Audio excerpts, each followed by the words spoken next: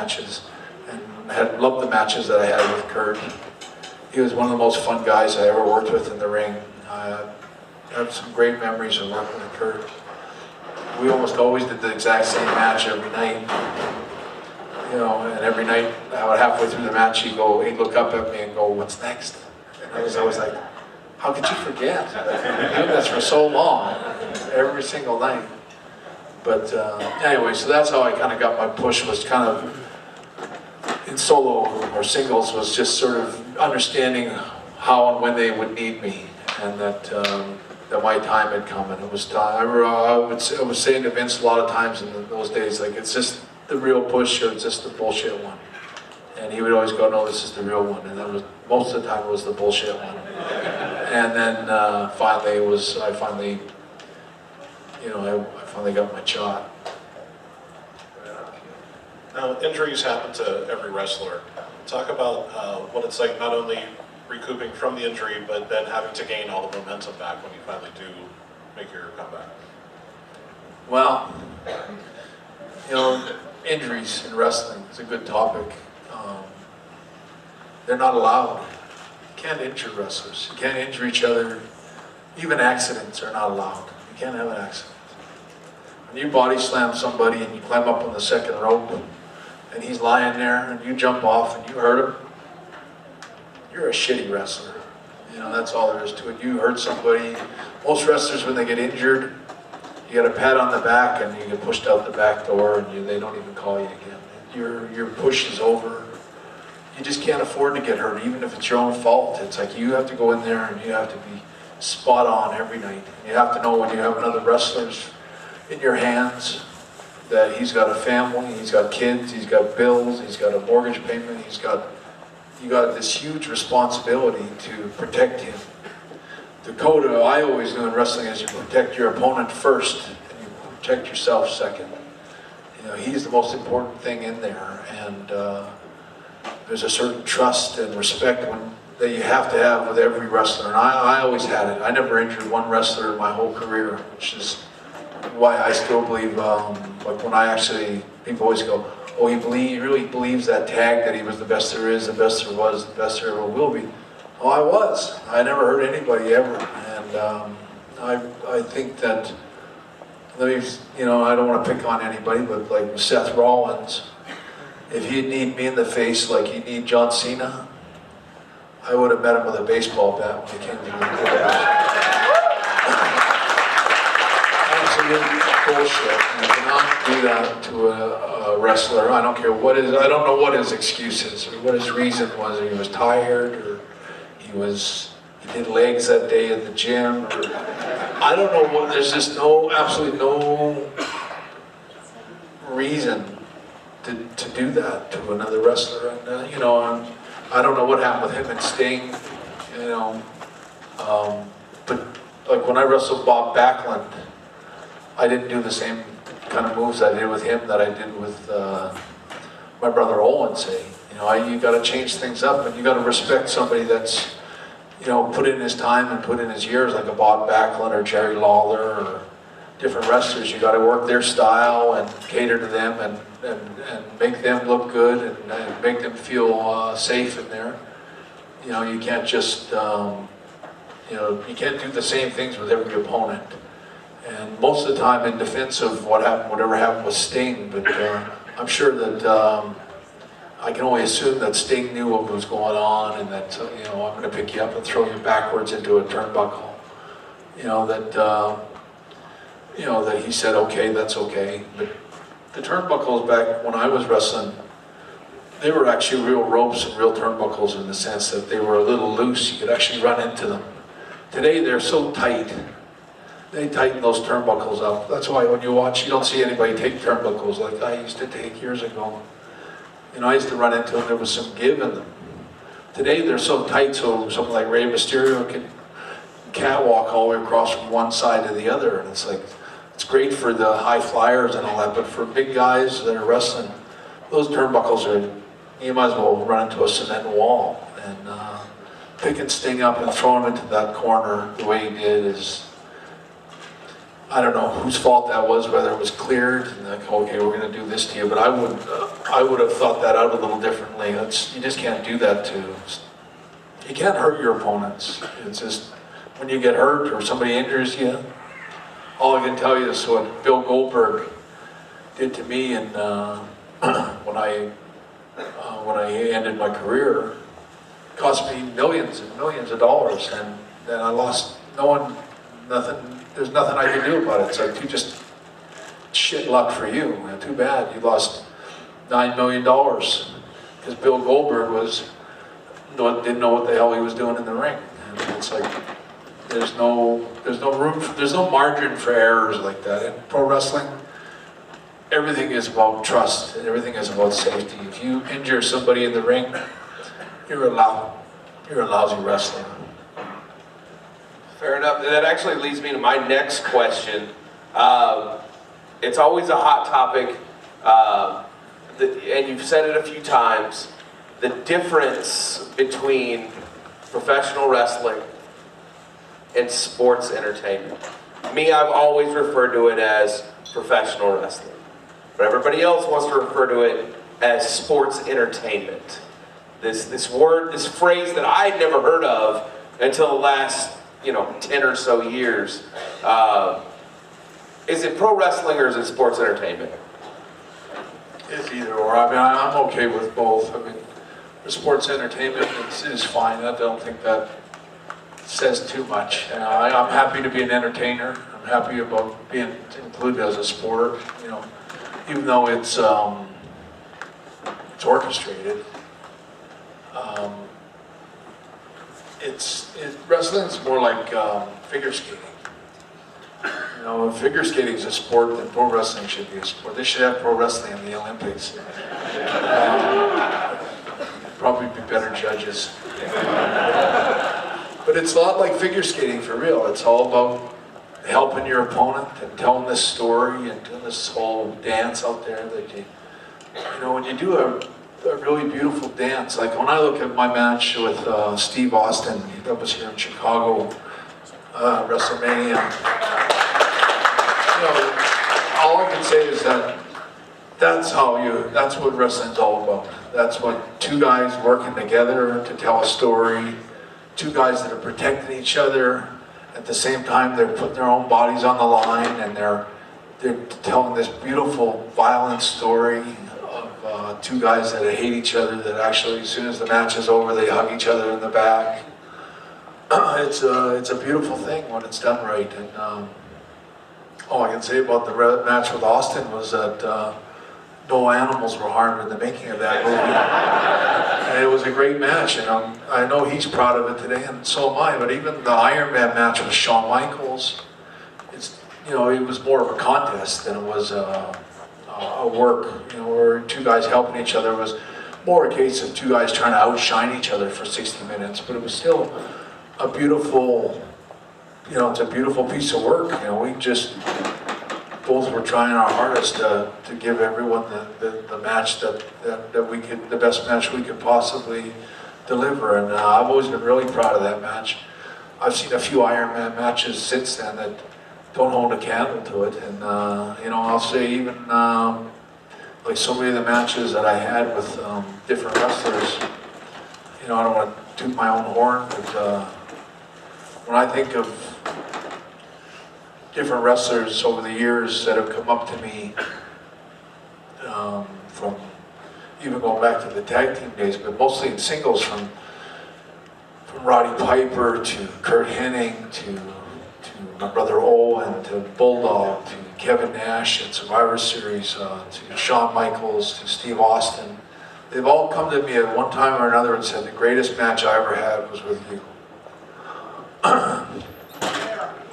And I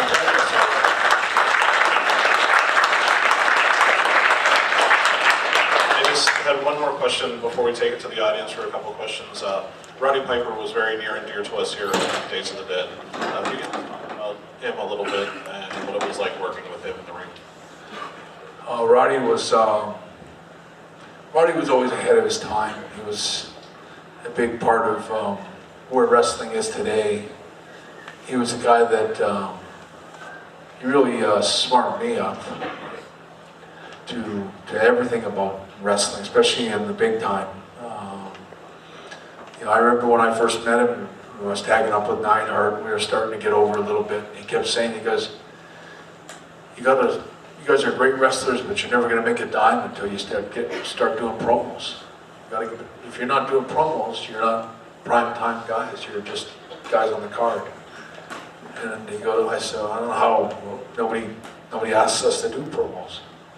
And so he told me, so you got to get in there and ask them, and tell them you need to do promos.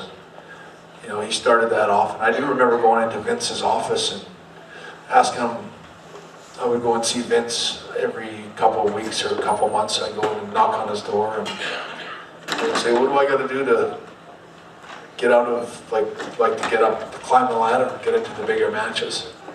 And he would go, you got to do promos. You got to get better on your promos. And I remember telling him, I said, I'll get better at my promos if I can do so. I don't do any promos.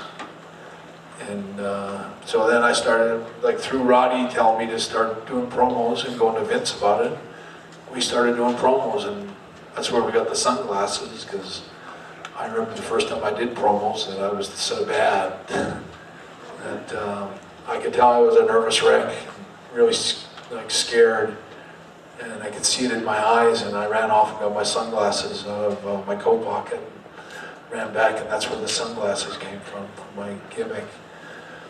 And, but anyway, going back to Roddy. Roddy was always the one guy that was probably looked out for me the most and tried to help me the most when I first started. And those are the guys you never forget. It's easy to help you later on when you're a big star, but Roddy helped me when I was a nobody, and I never forget that. His last name was Toombs, and I guess my father had some Toombs in his bloodline. And they were both from around Saskatchewan, or I think they're both from Saskatoon. And I remember Roddy was saying that he had Toombs in his name. And I remember asking my dad, and he goes, yeah, there's Toombs in our line. And so anyway, we kind of thought we were cousins for a while. And then I guess when my dad and Roddy actually met up in Calgary, and they're talking about it, and it turned out they had two different spellings. One was Toombs, and the other was just Tombs. So I take it from that we weren't actually cousins or related anymore. But Roddy always called me cousin. He always called me cuz, and me the same with him. We were really close for years and years and years, and he always looked out for me. I think the match when we finally wrestled at WrestleMania 8, I remember Roddy and me sat down to do that match, and I had a lot of respect for Roddy, but I was starting to reach my, starting to sort of find my way in the business, and I had my own ideas about how I thought the match should go, and I was hoping when I sat down with Roddy that the guy that I had so much love and respect for was not going to give me a lousy idea where I go, how do I tell this guy that idea sucks, So anyway, we sat down. It was one of the only times we sat down to talk about the match. And I remember I had a bunch of notes written down about what I thought was the sort of outline of the match. He had his kind of written down, or some ideas.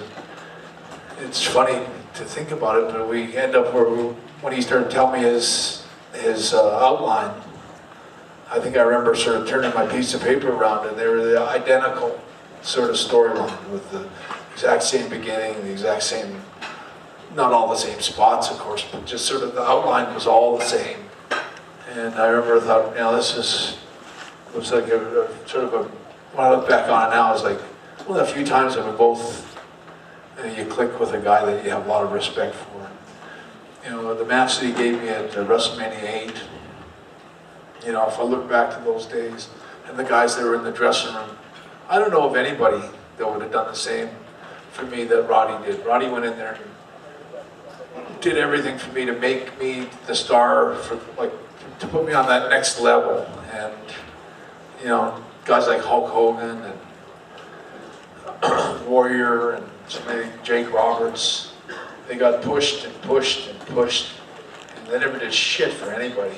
They never made anyone else. All they did is care about themselves, and all they did is try to hold back anybody that got in the same sort of perimeter as them. And Roddy Piper wasn't like that. He pulled me up to that next level, tried to put me on the path to being a big star in wrestling. And he was the first guy to do that for me, and I owe probably most of my career to the fact that he did that for me. Kurt Hennig would be another one, but a lot of those big names, it's funny, I don't want to get too long, talking too long, but even when I won the title in 1992, when I won it, actually when I was at the WrestleMania 8, when I fought Roddy Piper, the next day they were talking about who I was going to work with. And they said, you're going to work with Jake the Snake Roberts at SummerSlam. I thought, wow, that'll be great. Jake got fired the next day or a couple of days later because what he did with Undertaker in the ring, which was bullshit too, but I won't go into that. But so Jake Roberts never did anything for me to pass the torch back to the next generation. I got to Survivor Series after I won the title 5 months later, and they tell me that I'm working with, I was going to work with Warrior at the Royal Rumble. I remember Vince telling me you're going to beat him right in the middle, sharpshooter. And he must have been mad at Warrior in those days. But I remember thinking, cool, like that'll be a big feather in my hat, that'll be a big win for me. And I don't know how many guys put over the Warrior, but he got suspended the next day for being on steroids, and he got fired, and that was the end of that. So Warrior never made me. And later on, like when Hogan came in, they told me that I was going to work with Hogan at SummerSlam. It wasn't going to be a title match, and that he was going to drop the belt to me right in the middle of the ring. I thought, well, finally, this would be huge for me to beat Hulk Hogan. And then Hulk Hogan refused to even work with me. That never happened. But just, then, it's funny how in wrestling, guys that, a million guys made them, but when it came time for them to do the service for somebody else, they conveniently or inconveniently found some way not to do it. And all I can say about Roddy Piper, he was always a jam-up, straight-up guy that was always there for not just me, but all the guys like me that were coming up the ladder, making room for the next generation. Whereas, some of these stars forget where they come from, and they don't make anybody.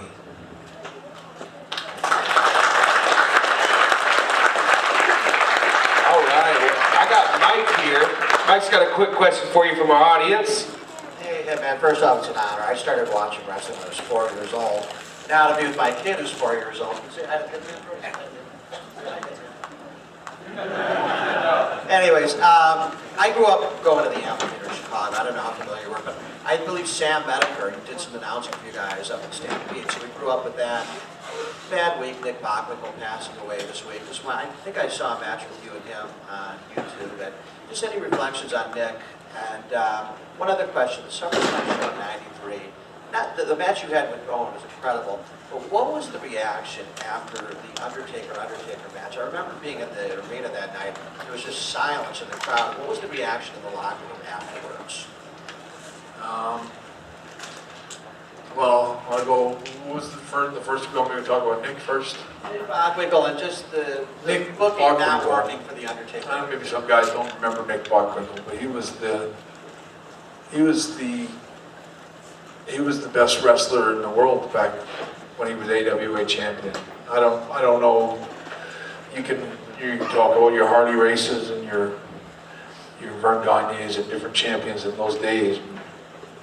No one was as good as Nick Bockwinkel. He was the quintessential worker, all pro in there, totally safe, smooth as butter out there. Like every move he did was perfectly executed. He was just, I learned so much wrestling Nick Bockwinkel. I wrestled him. Every time I wrestled him, was it for an hour? That was the way it was done back then. He would come in as the champion, and I was the sort of star of the company for my dad, and I'd wrestle him for an hour in every town for 7 days, and then he'd leave. But in wrestling, Nick Bockwinkel, and I think Kurt Hennig, if he was here, would tell you the same thing. You learn so much. I learned so much in 1 hour wrestling him, and how to pace yourself, how to time things. He was really just one of the greatest wrestlers that ever lived, for sure. And you know, it's a shame that he's go back to your other question about the two Undertakers. It's kind of funny, and it's a good question. I don't know how many of you guys remember that night, but what happened was, and it wasn't really my fault, but Pat Patterson had told me, he goes, you guys, you got all the time you want. You got so much time out there. You know, take all the time you need. So, is that when I wrestled Owen in the cage? Yeah, so we went out and we went, if you watch that cage match, it gets a little long at the end. We drag it out. But I remember it was like, we were just taking extra time because we thought we had lots. Like I think basically what they told us is that they were short of time. Like the matches had gone too short, and it would be okay if me and Owen dragged things out a little bit. And so that's what we kind of did. It turned out it was wrong. They were wrong, and Undertaker was back there pulling his hair out because we were taking up all the time. And I remember he came back through the curtain, and I remember he came to me, and Undertaker and me were always pretty good friends. And he was like, you know, he was a little uptight about the time, and I go, they told us to take all the time, we use it up. And anyway, he was pretty upset about it. And one of the few times I can remember he was pretty pissed off at me. And I remember going, it wasn't my fault. It wasn't. And just remember when he went in and he wrestled, like the guy's name was Brian Lee or something, wasn't it? But I remember, I guess it was the shits. I guess I'm only guessing. But I remember Undertaker came to the next day and he goes, "Don't worry about it. It was probably for the best." And that was the end of it. But I think what it was, and no offense to Brian Lee, I think it was just a case of somebody that wasn't there yet, and the idea maybe just didn't gel, and it didn't work, and some ideas don't work, and that was one. Who, Brian Lee? Undertaker? Not really. You know, Undertaker, he's always been a leader in the dressing room, always been a super pro. Like, there's a guy that probably, you look at the safety record of how many wrestlers he's injured, that kind of stuff. I bet he's never injured anybody. He's all pro. He's always been a pro, in and out of the ring, in the dressing room, and I think he could go another 10 years if he wants to. Or he's the kind of guy that can wrestle forever, and I got nothing but respect for him. One of my favorite